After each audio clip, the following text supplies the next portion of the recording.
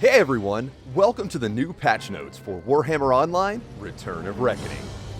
In this new patch, we are happy to announce the final major update in the line of archetype-focused balance phases that have been implemented over the last couple of years.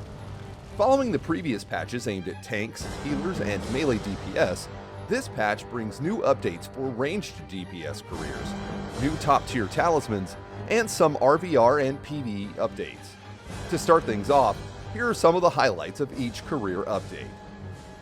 Starting with the Magus, Warp Transversal is a new mobility tool which ties into your pet management.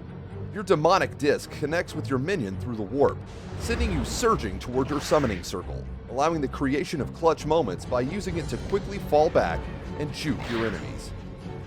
Conduit of Chaos has been reworked into a strong personal buff that increases your movement speed and allows all of your abilities to build up while moving. Swift Flames has been reworked to help the Magus get through their rotations, especially those revolving around longer cast times, by reducing the cast time of the next casted ability following Surging Violet Flame. Continuing with the Engineer, Incendiary Shot and Signal Flare have had their cooldowns removed. This will help the Rifleman Engineer by lowering downtime and making them easier to use while target swapping. Stopping Power has been replaced by the new Drake Shot, giving the Engineer an opportunity to make Blunderbuss Blast and Hip Shot deal corporeal damage. Auto Reloader has been reworked to lower the cooldown of all of your gun abilities by 10 seconds, while also increasing your critical hit chance. This allows the Engineer to chain its high-powered abilities. Moving on to the Squig Herder, Poison Era has been reworked, now applying a damage over time effect on the target that can be increased using the tactic I Feel Your Pain. The Gas Squig has been updated to complement the playstyle of the Path of Big Shootin'.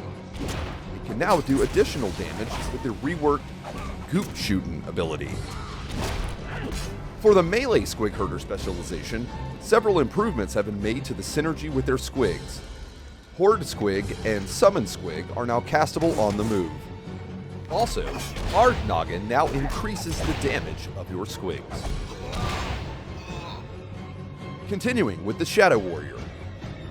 Festering Arrow have been reworked, turning Festering Arrow into a delayed damage ability. The amount of damage Festering Arrow deals after the delay can be increased by hitting the enemy, up to 100%. Considering that all ranged DPS careers have the new Crippling Barrage ability, Ambush has been reworked to provide a temporary stealth option for the Shadow Warrior. Next up, the Bright Wizard updates. The overall AoE damage for Bright Wizards is slightly increasing in this patch, with Detonate amplified via new tactic Fan the Flames, to spread slow boil to nearby enemies. The new Morale 3 Heart of Fire removes all curses, hexes, and ailments from group members, making it a powerful defensive tool. And lastly, Sorcerer updates. The Morale 3 Darkstar Cloak has a new effect.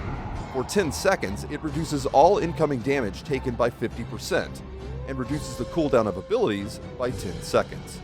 The new tactic Frozen by Fear makes Grip of Fear deal spirit damage to up to 6 enemies, and the root no longer breaks when the enemies take damage. These are just some of the highlights of each career. There are several more updates that you can check on the forum thread. A new cosmetic item is being added, Warband Leader Mantles. These capes can be purchased with a base color, or as an undyed version that is more receptive to common dyes. Both cape options can be purchased for Warband Leader marks from the Commander vendors.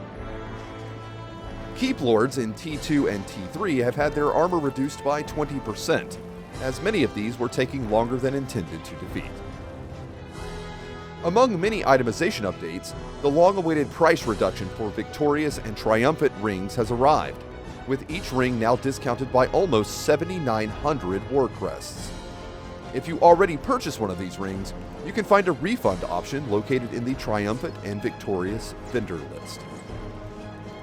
A new plus 25 talisman named Pure has been added. These can be earned via vendors in each capital city near the Soulstone vendors. These talismans are designed to become a new endgame grind, requiring 1,000 Warcrest, 3 Champions Marks, 100 gold, and a plus 24 talisman of the same type to purchase. A brand new version of the Talabek Dam scenario has been added, completely reworked with an escort mechanic built by the ROR team. Weekend war fronts are a thing of the past, now replaced by full scenario weeklies, allowing players to earn these rewards all week instead of only over 3 days. In addition to the many scenario improvements recently, a brand new scenario currency, called War Emblems, can now be earned for participating in scenario matches. This can be spent alongside war crests for weapons, including a number of new weapons added in this patch. Moving on, we're adding a new speedrun quest for Lost Vale and Hunter's Vale, which each award champions marks.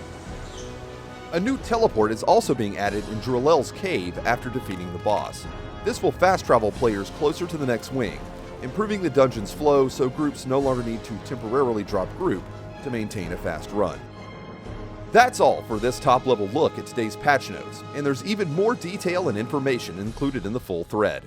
You can read that on our forums and play for free at returnofreckoning.com.